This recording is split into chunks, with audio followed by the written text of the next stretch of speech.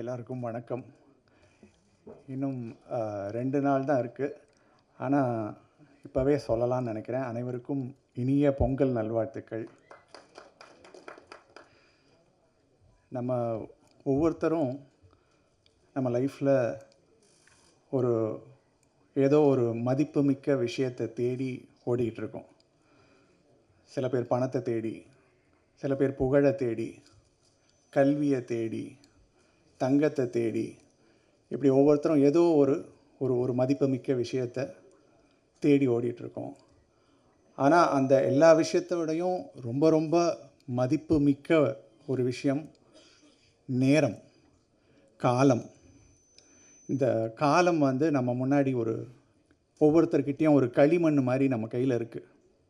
So ஒவ்வொருத்தரும் அந்த களிமண்ணை என்னவா மாற்றுறோம் அப்படின்றது தான் நம்ம வாழ்க்கையுடைய மாற்றமாகவும் முன்னேற்றமாகவும் இருக்குது.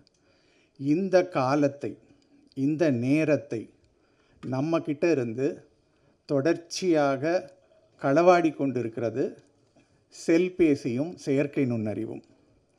ஸோ இன்றைக்கி மிகப்பெரிய ஒரு அடிமைத்தனம் அப்படின்றது இந்த செல்பேசிக்கு நாம் அடிமையாக இருப்பது தான். நான் இந்த செல்பேசியோட செயற்கை நுண்ணறிவையும் சேர்த்துக்கிறேன். ஏன்னா செல்பேசி வெறும் செல்பேசி கிடையாது. அது செயற்கை நுண்ணறிவு அல்காரிதம்ஸ்னால் ஃபங்க்ஷன் ஆகுது. தொடர்ந்து நம்மளுடைய அட்டென்ஷனை சீக் பண்ணுறதுக்கு, நம்மளுடைய ஸ்க்ரீன் டைமை இன்க்ரீஸ் பண்ணுறதுக்கு தொடர்ந்து பல பெரு நிறுவனங்கள் முயற்சி பண்ணிகிட்ருக்காங்க. ஸோ இது இந்த இந்த ஒரு களவாடல் தொடர்ந்து நடந்துக்கிட்டே இருக்குது. ஸோ இதை பற்றி ரொம்ப மைல்டாக இதை இப்படியெல்லாம் சொல்லாமல் இதை ஒரு காதல் ரசம் சொட்ட சொட்ட ஒரு பாடலாக, ஒரு பாடல் குறும்படமாக இதை சொல்ல வேண்டும் அப்படின்ற ஒரு எண்ணம் இருந்துச்சு. இப்போ நான் சொல்கிற இந்த செய்தி உங்களுக்கு அந்த பாட்டை பார்க்கும்போது முழுக்க உங்களுக்கு கடத்தப்பட்டதா அப்படின்னு எனக்கு தெரியல. ஆனால் இந்த செய்தி ரொம்ப அடிநாதமாக ஒரு ஏழை வீட்டு கொழுக்கட்டையில் இருக்கிற அந்த ஒரு பூரணம் மாதிரி ரொம்ப கொஞ்சமாக அடியில் இந்த செய்தி இதில் இருக்குது. ஸோ இந்த அவக்காட்சி அப்படின்றதுக்கான பொருள் தீராத மோகம், அளவற்ற ஆசை, நுகர்வு மீதான வெறி, இதெல்லாம் தான் அவக்காட்சின்ற வார்த்தையுடைய பொருள். ஸோ ஒரு பெண்ணுக்கு ஒரு ஆணின் மீது இருக்கிற ஒரு தீராத ஆசை. ஸோ ஒரு பெண் ஒரு டேட்டிங் ஆப்பை யூஸ் பண்ணி எப்படி தன்னுடைய காதலை தன் காதலனுக்கு சொல்கிறாள் அப்படின்றது தான் இந்த அவக்காட்சி. ஸோ இதோடைய அந்த கதை, இதோட ஒரு சின்ன ஒரு திரைக்கதை, இந்த பாடல், இது எல்லாத்தையுமே எழுதி முடிச்சிட்ட பிறகு பாலமுரளி பாலுவும் நானும் பேசிகிட்ருக்கோம், இசையமைப்பாளர் பாலமுரளி. சரி இதெல்லாம் பண்ணிட்டோம், பத்மலதா ரொம்ப அழகாக பாடிட்டாங்க, எல்லாமே முடிஞ்சிருச்சு. இதை யார்கிட்ட கொடுக்கறது, யார்கிட்ட கொடுக்கறது, இதை யார் எக்ஸிக்யூட் பண்ணுவாங்க, எந்த டீம்கிட்ட கொடுக்கறது அப்படின்னப்ப நிறைய பேர்கள் அடிபட்டுச்சு. அப்போ தான் பாலமுரளி பாலு எனக்கு பிரத்யேகரா மியூசிக் பேரடைஸை இன்ட்ரடியூஸ் பண்ணார். ஸோ பிரவீன் எனக்கு இன்ட்ரடியூஸ் ஆனார். அதுக்கப்புறம் இந்த பயணம் ஆரம்பிச்சுது. உண்மையை சொல்லணுன்னா நான் ரொம்ப பயந்தேன். இதை ஒருத்தர், இது ரொம்ப ஒரு சிரமமான ஒரு விஷயம், இதை எக்ஸிக்யூட் பண்ணுறது, இதை இவங்க எப்படி பண்ண போகிறாங்க அப்படின்னு ஒரு சின்ன பயம் எனக்கு இருந்துகிட்டே இருந்தது. உண்மையை சொல்லணுன்னா நான் சும்மா ஒரு கோடு போட்டேன். அந்த கோடு மேலே ஒரு ரயில்வே ட்ராக் போட்டு ஒரு மெட்ரோ ட்ரெயினே ஓட்டிட்டாங்க பிரத்யேகரா மியூசிக் பேரடைஸ். ஸோ அந்த மாதிரி ரொம்ப ரொம்ப அழகாக இதை இயக்கியிருக்கிறார்கள், தயாரித்திருக்கிறார்கள். விஜய் சிவேந்திரா ரொம்ப அழகாக இதை இயக்கியிருக்கிறாரு. விஷால் கண்ணன் இது கொரியோகிராஃப் பண்ணியிருக்காரு, ரொம்ப ரொம்ப பியூட்டிஃபுல்லாக, ரொம்ப அழகாக பண்ணியிருக்காரு. அண்ட் இந்த பாட்டில் தோன்றுகிற 2 நட்சத்திரங்கள், பிரவீன், ஷபானா, இவங்க ரெண்டு பேரும் உள்ளே வந்த பிறகு இந்த பாட்டுடைய ஒரு நிறமே வேறு மாதிரி மாறுச்சு. அதை என்னால் உணர முடிஞ்சது. ஸோ இது ரொம்ப ரொம்ப எல்லாரும் விரும்புகிற ஒரு பாடலாக, எல்லாருக்கும் ஒரு பொங்கல் பரிசாக இந்த பாடல் இருக்கும் அப்படின்னு நான் உறுதியாக நம்புகிறேன். இன்றைக்கி இண்டிபெண்ட் மியூசிக் சீன் அப்படின்றது தமிழில் வளர்ந்துக்கிட்டு இருக்குது. இதை பார்த்துட்டு சில பேர் நேற்று இந்த ப்ரோமோலாம் பார்த்துட்டு சொன்னாங்க, இது திரைப்படம் போல் இருக்கிறது, ஒரு திரைப்பட தயாரிப்பு போல் இருக்கிறது அப்படின்னு சொன்னாங்க. உண்மையிலே வந்து வெளிநாடுகளில் இண்டிபெண்டன்ட் மியூசிக் சீன் அப்படின்றது திரைப்படத்தை விட உயர்ந்தது, திரைப்படங்களை விட அதிக வணிகத்தை ஈட்டக்கூடியது, திரைப்படங்களை விட ரொம்ப மக்களை போய் சென்றடையக்கூடியது. ஸோ இங்கே இன்னும் அந்த சூழல் உருவாகவில்லை.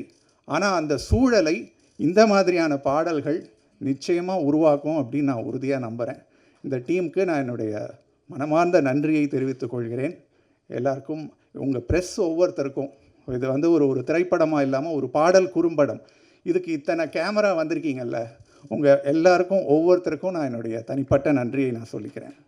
பத்திரிகை அண்ணாக்கள், ஊடகங்கள் அக்காக்கள், தாமதத்துக்கு ரொம்ப மன்னிக்கவும். அண்ட் இப்படி ஒரு பிரம்மாண்டமான ஒரு சூழ்நிலை ஏற்படுத்தி கொடுத்த சதீஷ் அண்ணா ரொம்ப தேங்க்யூ. பல வருஷங்கள் சந்திக்கிறோம், அது இப்படி ஒரு விழாவில் சந்திக்கிறதுல ரொம்ப ஹாப்பி.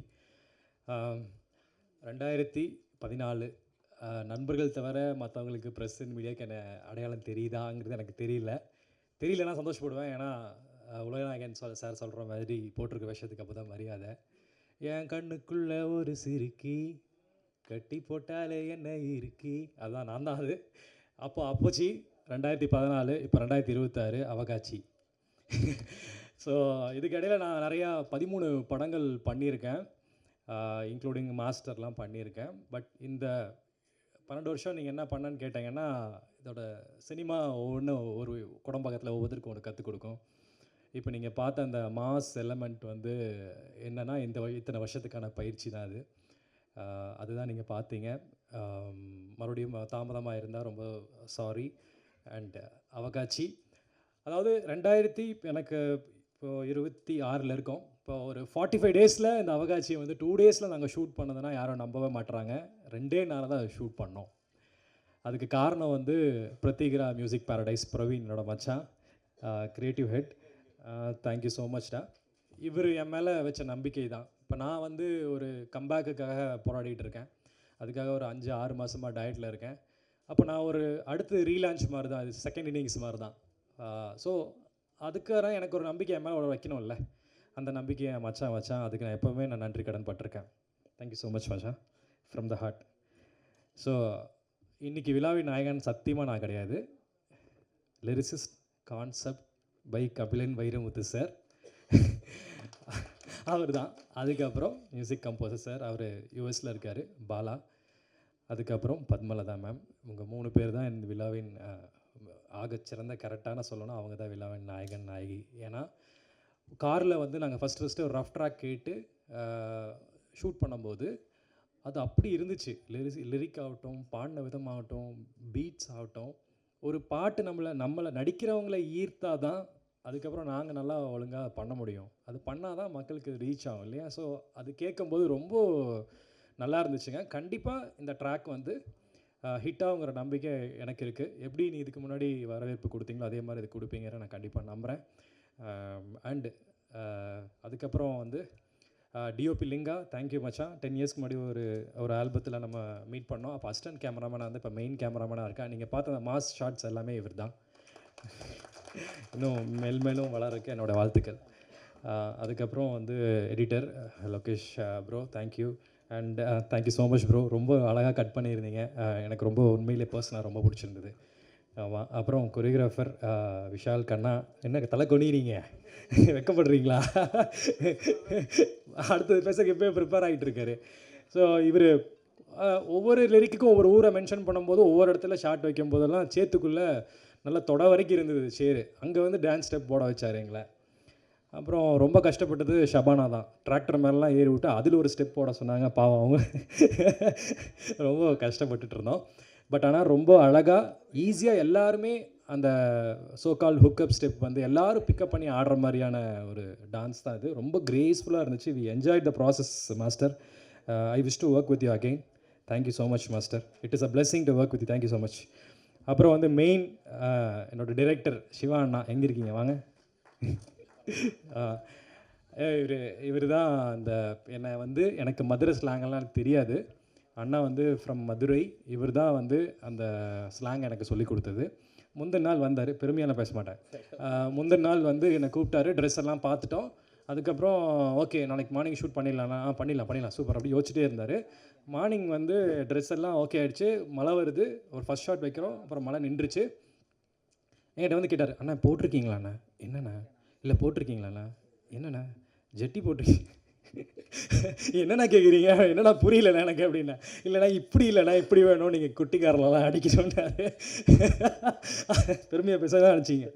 ஸோ எதுக்காக சொல்கிறேன்னா, ஸோ அப்போ வந்து கட்டி பிடிச்சி நீங்கள் தான் என் ஹீரோ, சூப்பர் சொல்லாமே பண்ணிட்டு வந்துட்டீங்க, பயங்கரம் ஷூட் பண்ண போகிறோம் அப்படின்னு சொல்லிட்டு பயங்கரமாக ஷூட் பண்ணோம். ஃபஸ்ட் நாள் பேக்கப் சொல்லும்போது தொடைய தட்டி வந்தா அப்படின்னாரு. அது எடுக்கலையே என்ன அப்படின்னேன். அப்புறம் என்ன நல்லா வந்துச்சானா? இல்லை எடுக்கலன்னாரு. சரி மூஞ்சியில் ரொம்ப சோகமாக இருந்தது. 2வது நாள் பார்த்தேன், மறுபடியும் அண்ணன் பேக்கப் சொல்லியாச்சாண்ணே? இல்லை தொடைய தட்டி வந்தா சரிண்ணே நாளைக்கு இந்த லாஸ்ட் நாள் பேட்ச் இருக்குங்க, அதை முடிச்சு கொடுத்துட்டு போயிருங்க என்ன. மறுபடியும் வந்து தொடையை தட்டினாரு. நான் கேட்டேன், நான் ரொம்ப தொடையானா நான் காமிச்சிட்டே இருக்க முடியுமா? 5 நாளாக டயட்டில் இருக்கேன், 5 மாதமாக டயட்டில் இருக்கேன், கோழிக்கால் மாதிரி இருக்குது. நீங்கள் வந்து தொடையை தட்டி வந்தேண்ணா. சரி தொடையை தட்டி வந்தால் ஷார்ட் எடுத்தாச்சு, எங்கே அந்த ஷார்ட் எங்கேன்னு கேட்குறேன். இல்லை இப்போ வரைக்கும் இல்லை, ஷார்ட்ஸில் போய்க்கலாங்கிறாரு, ரீல்ஸில் போட்டுக்கலாங்கிறாரு.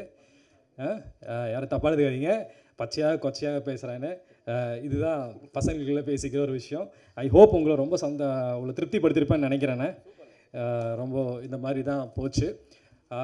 அவகாட்சி உங்ககிட்ட ஒப்படைச்சாச்சு. இந்த கண்டிப்பாக இந்த சாங்குக்கு வரவேற்பு கொடுத்து கண்டிப்பாக எங்களை மாதிரி ஒரு அப்கமிங் வளர்ந்து வர கலைஞர்களுக்கு நீங்கள் கண்டிப்பாக ஹெல்ப் பண்ணணும். And of course last but not least அவகாட்சியோடைய கதாநாயகி எல்லாமே வந்து ஷபானா தான்.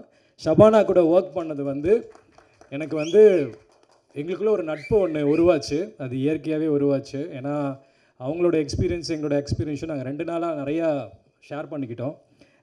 அது வந்து எங்களுக்கு ரொம்ப ஹெல்ப்ஃபுல்லாக இருந்துச்சு. ஏன்னா ஒரு 2 கலைஞர்கள் எங்கிருந்தோ திடீர்னு ஃபஸ்ட் நாளே வந்து ஒரு கெமிஸ்ட்ரி ஒர்க் அவுட் ஆனோன்னா கண்டிப்பாக அந்த ஆர்டிஸ்ட், மெயினாக அந்த ஃபீமேல் ஆர்டிஸ்ட் நமக்கு ஒரு கம்ஃபர்டபுள் கொடுக்கணும். வாங்க எப்படி இருக்கீங்க என்னென்னு அந்த விஷயத்த பேசும்போது தான் 2 நாளில் ஷூட் பண்ணுறதுக்கு அந்த கம்ஃபர்டபுள் கொடுக்குறதுங்கிறது வந்து ஷபானா கிட்ட அந்த ஜென்யூனான ஒரு ஹாஸ்பிட்டாலிட்டி நான் பார்த்தேன். என்ன அவங்க பார்த்துக்கிட்டாங்க, அவங்கள நான் பார்த்துக்கிட்டேன். அப்படி தான் நான் அந்த 2 நாள் வந்து ஷூட் பண்ணேன். ஏன்னா 9 to 6 நாங்கள் இதை ஷூட் பண்ணவே இல்லைங்க. இது பெருமைக்காக சொல்லலை. காலைல 5 மணிக்கு எழுப்பிவிட்டாலும் சன்ரைஸ் ஷாட்டுக்கு போனோம். 6 மணி 5 மணிக்கு வந்து திருப்பி சன் ஃபால் டவுன் ஆகும்போது கூப்பிட்டாலும் போனோம். 8 மணி 9 மணிக்கு இது ஒரு மலை மேலே ஏறி இருக்கும். நீங்கள் ஃபைனலாக பார்த்த மலை வந்து 9 மணிக்கு என்னோடய காரில் வந்து லைட்டை வச்சு, அந்த கார் லைட்டை வச்சு மட்டுமே அதை எடுத்தோம். அது மாஸ்டர் தான் அந்த கொலவெறி சம்பவத்துக்கு காரணம். மேலே வரைக்கும் எந்த பாதுகாப்பு இல்லாமல் ஏற்றுனாங்க. ஆனால் அந்த இடத்துல அந்த லாஸ்ட் மினிட்ல அந்த கோயில் முன்னாடி நாங்கள் ரேப் பண்ண அந்த விஷயந்தான் இன்றைக்கி எனக்கு ஒரு மாதிரி கண்ணில் கலங்குற மாதிரியான ஒரு ஷாட்லாம் இருந்துச்சு. அதுக்கு காரணம் வந்து மொத்த டீம் தான். ஸோ இப்படி ஒரு படைப்பு 2 நாளில் உருவாயிருக்குன்னா அது உள்ளங்கள் மட்டுமே சேரும்போது தான் அது நடக்கும். அது இங்கே நடந்துச்சு. 2026 இந்த இன்னொன்று விஷயம் என்னென்னா, எந்த நேரம் அவர் கமிட் பண்ணாருன்னு தெரில, ஆல்பம் முடித்த அடுத்த நாளே நான் இன்னொரு படம் பண்ணிட்டேன் ஹீரோவாக. அந்த மாதிரியான ஒரு சூழல் வந்து எனக்கு வந்து இந்த அவகாட்சி ஏற்படுத்தி கொடுத்துருக்கு. இது என்னை பொறுத்த வரைக்கும் இது ஒரு ஃபார்முலான விழா கிடையாது. நான் கூப்பிட்டு இந்த 2 நாளில் இந்த ஷார்ட் நோட்டீஸில் நீங்கள் எல்லோரும் வந்திருக்கீங்க இல்லையா, இது வந்து எனக்கு பெரும் மகிழ்ச்சியை கொடுக்குது. இன்னும் மீண்டும் நிறைய படங்கள் மூலியமும் நிறைய படைப்புகள் மூலியமும் உங்களோட கண்டிப்பாக சந்திக்கிறேன்.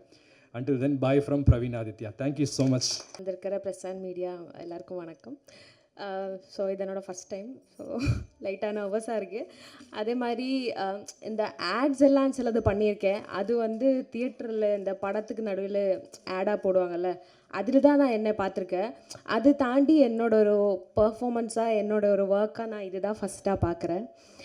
ஸோ அந்த ஒரு ஸ்பெஷலான ஒரு ஃபீல், அந்த ஒரு எக்ஸைட்மெண்ட் எனக்கு இருக்குது.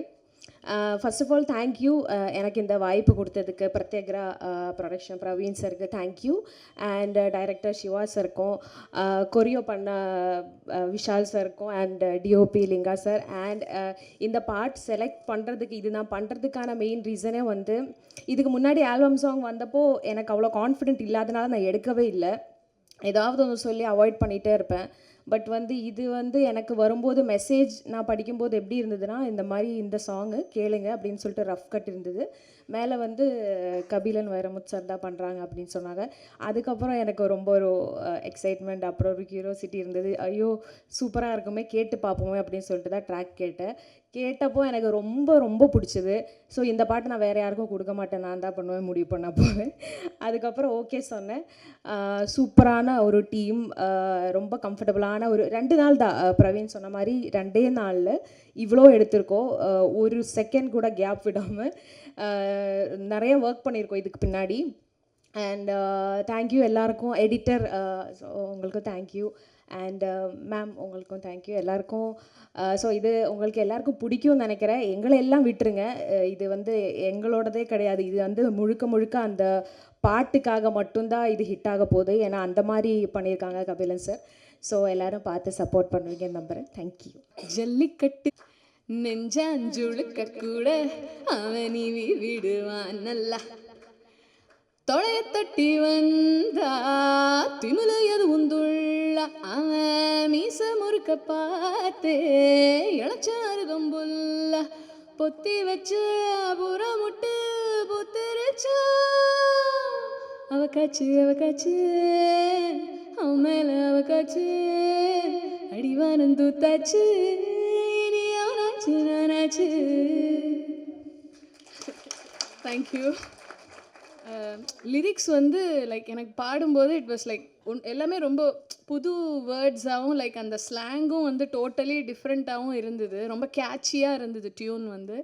ஸோ கபிலன் வைரமுத்து வந்து எனக்கு சொன்னார், அது வந்து அதோட மீனிங் என்ன, அது என்ன மாதிரியான ஸ்லாங்கு, இதெல்லாம் வந்து அழகாக எனக்கு எக்ஸ்பிளைன் பண்ணார். பாலமுரளி பாலு அவர் வந்து செஷன் போது இல்லை, அவர் வந்து இதில் தான் வந்தார், ஸ்க்ரீனில் தான் வந்தார். பட் ஆனால் ஹி வாஸ் லைக் அப்பப்போ ஹி வாஸ் மானிட்டரிங், எப்படி இருக்குது இது, ஓகே இந்த மாதிரி பாடுங்க இந்த மாதிரி பாடுங்க அப்படின்னு வந்து சொல்லிட்டு இருந்தார். பட் எனக்கு பாடும்போதே வந்து இந்த ஹூக் லைன் வந்து ரொம்ப கேட்சியாகவும் வித்தியாசமாகவும் இருந்தது. அந்த ஃபோக் ஸ்லாங் வந்து என்கிட்ட சொல்லும்போது நீங்கள் அருவாக்காரன் பாடினீங்களா அந்த மாதிரி அப்படின்னு சொன்னாங்க. பட் ஆனால் அதை விட கூட இதில் இருக்கிற வேர்ட்ஸ் வந்து கொஞ்சம் பெக்யூலியரான, கொஞ்சம் வந்து புது வேர்ட்ஸாக வந்து இருந்துச்சு, டிஃப்ரெண்ட்டாக இருந்துச்சு.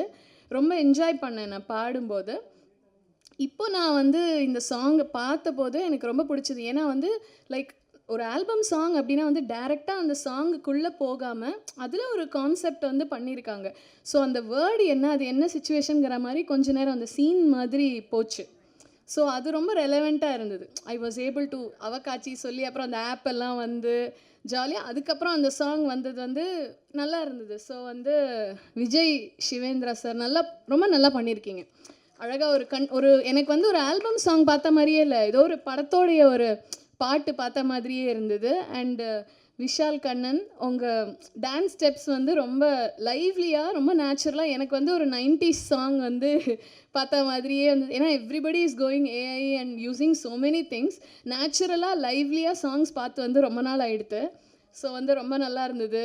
பிரவீன் ஆதித்யா சூப்பராக இருந்தது, very nice. I think this is going to be a big break for you.